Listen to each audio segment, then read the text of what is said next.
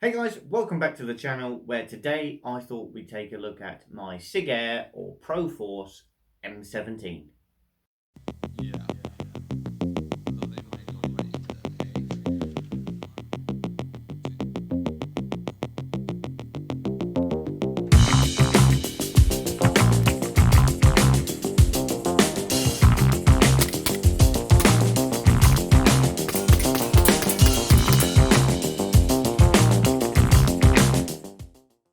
So the M17 and M18 family of weapons have now been adopted by the US military as their sidearm of choice. As such, I'm pretty confident we're going to see a lot more of these particular pistols out on the airsoft field as people look to recreate that particular loadout or look and that kind of thing. As with all SIG products, the M17 and M18 are essentially training aids, primarily for the real steel operators. As such, they are, to all intents and purposes, one-to-one scale. They're very close in terms of weight, composition, and feel, and the overall sort of weight distribution of the pistol as well. That being said, you can actually get a sense that there's a slight shift in weight distribution depending on which magazine you use, because these are, of course, dual power pistols. I don't know how better to put that. There's probably a much better way to put that, actually. You can get CO2 or green gas magazines for both the M17 and M18 variants. Let's talk about the M17 and the M18 and what the primary differences are. There isn't a lot, certainly not in terms of our airsoft versions. You'll see that the M17 is essentially the full Monty, if you like. We come with the slightly larger slide and essentially pistol. And we get an extended base plate and extended magazine with the M17 as well. The M18, like I say, is slightly more snubby. Or stubby faced, if you like. It finishes about the same length as the accessory rail underneath, and the M18 has flush fit magazines at the bottom. We don't get this extended base plate at all. That's about it in terms of airsoft. There isn't a great deal of difference. There is some difference in how they operate, which we'll go into in a minute, but that's purely down to the hop-up adjustment. And they are completely ambidextrous. You can see down here we have slide catch, we have ambidextrous safety at the rear, and in terms of the magazine release, this can actually be shifted to left or right operation depending on what you need, whether you're cack-handed like myself or not. Although I'm cack-handed, I do actually still shoot with the right hand.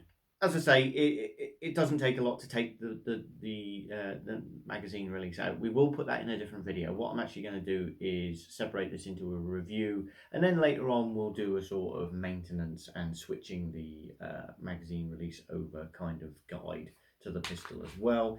Try and really eke out the content on the channel, because I know it feels like a desert these days. Suffice to say, really nice pistol. Feels really ergonomic in your hands as well. It's been well thought out. Nothing revolutionary by any stretch of the imagination, but just feels right in the hand and looks good as well. I like all the serrations, I like the cuts. It's a really good looking pistol, certainly I think more so in the M17 because of the extended base plate. It feels more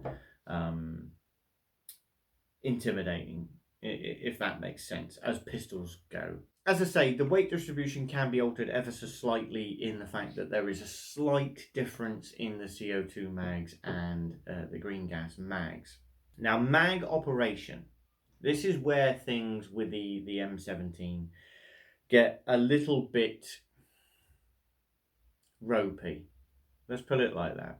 A little bit ropey. And that's because I am absolutely adamant that these pistols were designed primarily to use with the CO2 magazines. They feel much more satisfying in terms of operation. They feel a lot snappier on a CO2 magazine than they do on a green gas.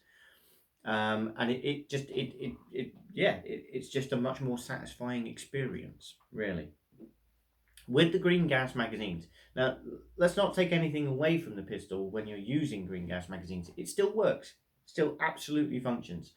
But the spring in here feels like it was set up for a bit more power than the green gas magazine can handle, or can give out, I should say. The green gas magazines come in at below 300 FPS. I think on a good day you're probably looking at 295. The CO2 magazines awkwardly come in pretty much bang on 350. The problem with that is, as you know, you're going to come up to game days where the chrono isn't quite right, or doesn't match the chrono you've got at home, and this kind of thing. You're going to run into situations where the CO2 magazines are deemed unusable for close quarters and that kind of thing. You will need to have both sets of magazines to get the best out of this pistol. As I say, the spring on it feels like it was set up for CO2. The pistol's much more satisfying to use, snappier to use. On the green gas magazines, it feels sluggish. Like I say, not to say it won't cycle. I would say you'd need to be much more on top of the maintenance of the pistol if you're using CO2 magazines. Certainly in terms of making sure the slide is properly greased up and this kind of thing. Because anything that deters from its operation is just going to make it feel that much more sluggish with the green gas magazines. It really was a pistol that was set up for the CO2. I can't stress that enough. The problem with that being as well, this is where it becomes a bit of a catch-22, because when these pistols first came out, I didn't buy one initially because all the reports online were saying, Jesus Christ, this pistol's falling apart. That essentially the CO2 magazine, it was too aggressive. It was causing excessive wear internally and components were breaking. I haven't heard that in a very long time. These pistols have been out a while now. I can only assume that these early reports were perhaps a bad batch right from the word go, some sort of manufacturing issues, that kind of thing. Certainly the pistol seems to be a hell of a lot more reliable in terms of the sort of public opinion these days than it was in its early manufacture.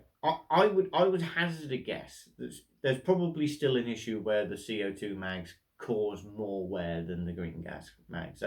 It stands to reason. So like I say, I think you want both to get the best from the pistol anyway. But like I say, I think you need to be on top of the maintenance a bit more if you're using the green gas magazines, because you want this thing to slide like butter, really.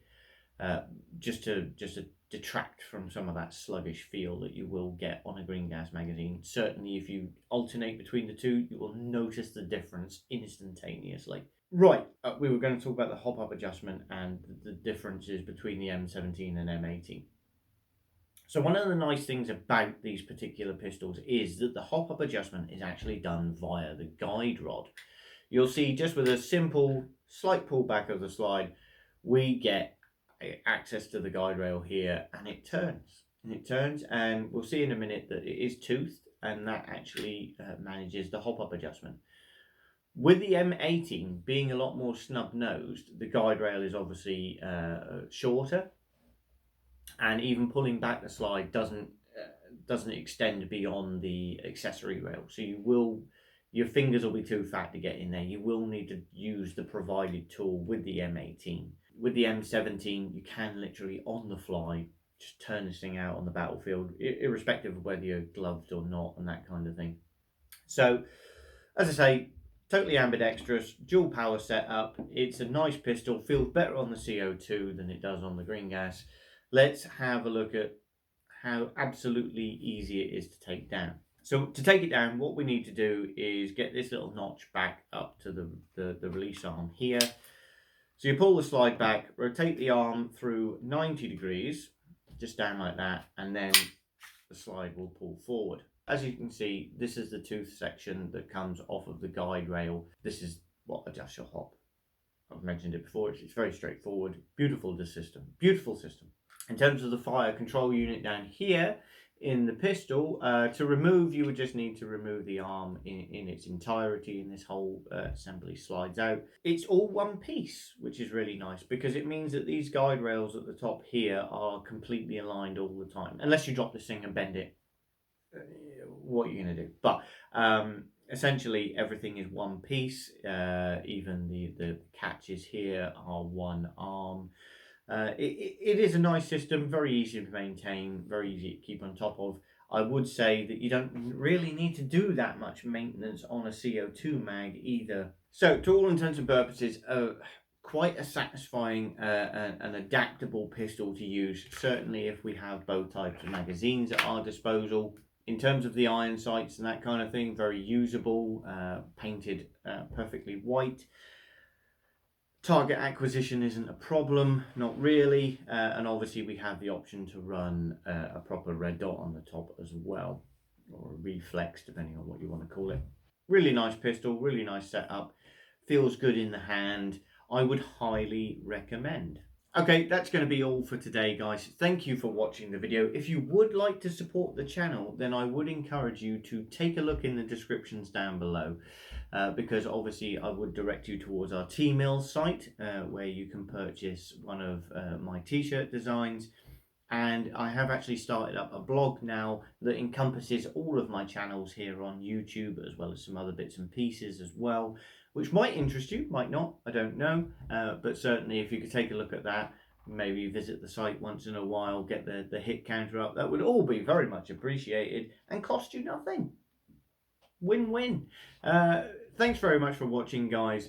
If you've enjoyed this, then a like and a thumbs up would be appreciated as well. And I shall see you in the next one.